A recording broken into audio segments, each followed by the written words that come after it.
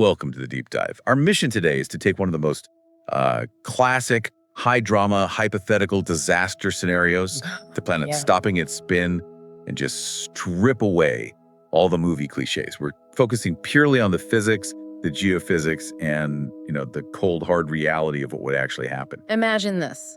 Earth does not explode. It does not leave its orbit. It simply stops spinning on its axis. What happens in the first few minutes? And what about days later? That is the perfect foundation for a real deep dive. We're moving past the easy disaster answers and really exploring the systemic long-term failures.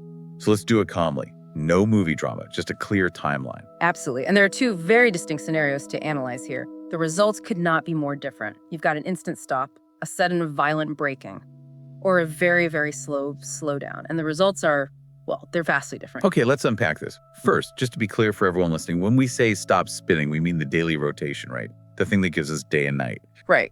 Not the orbit around the sun. That stays the same.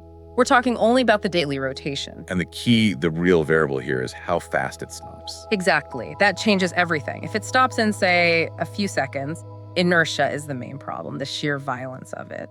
But if it slows down over months or even years, then climate and daily life become the main issues. We'll start with the instant stop, the raw, terrifying one. The Earth just locks up. What does that feel like for a person in those first few seconds? Well, right now, as you're listening, you are moving with the planet. If you're near the equator, your ground speed is about the speed of a jet airplane, around 1,000 miles an hour. So if the Earth stops instantly, the ground beneath your feet is now stationary. But people would just be thrown sideways. Yes. Yeah. Violently. Anything not firmly anchored to the bedrock keeps sliding east until something stops it. Like a building or a mountain. Exactly. The force would be staggering. What about places closer to the poles? Would that be any safer? A little. The speed is lower there. The closer you get to the poles, the slower your surface speed is. So the initial impact is less extreme, sure. But it's still incredibly dangerous. We're still talking about catastrophic forces. Okay, and that's just solid objects. Yeah. What about the atmosphere? The air is moving too. It spins with the Earth. Correct. So if the ground stops, the air keeps going. Yeah. And that means winds beyond anything we have ever known. Like global hurricanes. Yes, but on a scale that's almost impossible to comprehend, much, much larger. We're talking about supersonic winds at the equator. This isn't a storm. It's more like a planetary scale sandblaster that would scour the entire surface. And the oceans? Same idea. The water keeps moving. You'd get these huge surges, massive, massive flooding. Not one tsunami then? No, a worldwide wave of chaos, Right. especially along the coasts, obviously. But there's another more permanent effect. Go on. It's about centrifugal force. The spin creates a slight bulge of water around the equator. When the spin stops, that force is gone. Gravity takes over completely. So the water just redistributes. Exactly. The equatorial bulge collapses. Oceans would drain away from the equator and start piling up at the poles. You'd have a new supercontinent around the middle of the planet and two massive polar oceans. Coastlines would be rewritten forever. Unbelievable.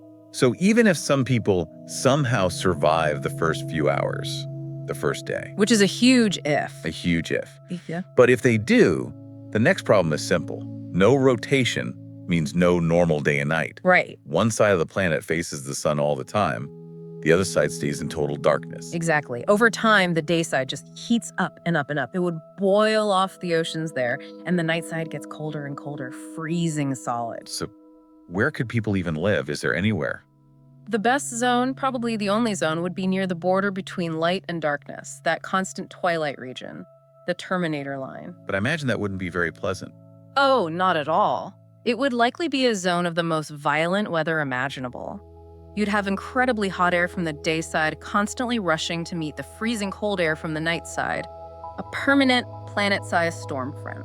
Okay, let's pivot. Let's go to the other scenario, the slower version.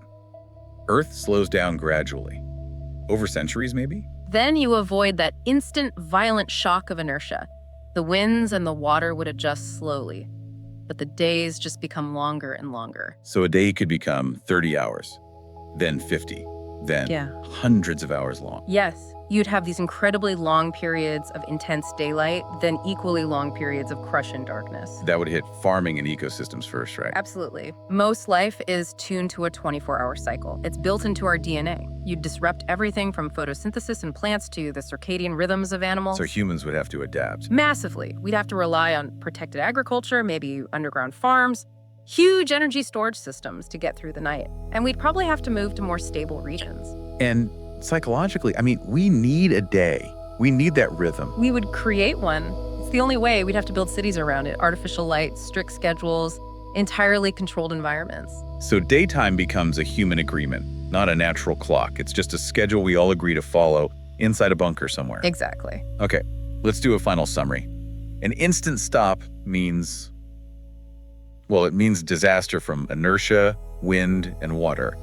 A global physical trauma. Right, and a gradual stop avoids that first shock, but it still reshapes climate, civilization, everything. It just does it slowly. The main takeaway seems to be that it's not everything ends in 1 second. That's it. That's the main point. It's more that the world becomes different, Mm-hmm. and your survival really depends on your location and your infrastructure.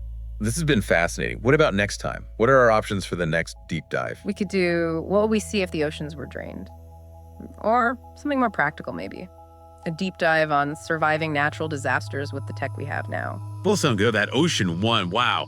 But you know, the thought I'm left with from this is the seismic activity. As that equatorial bulge collapses, the Earth's crust itself would have to adjust. It wouldn't just be water moving. The planet itself would be tearing itself apart to find a new equilibrium. Something to think about. We'll see you next time for the next deep dive.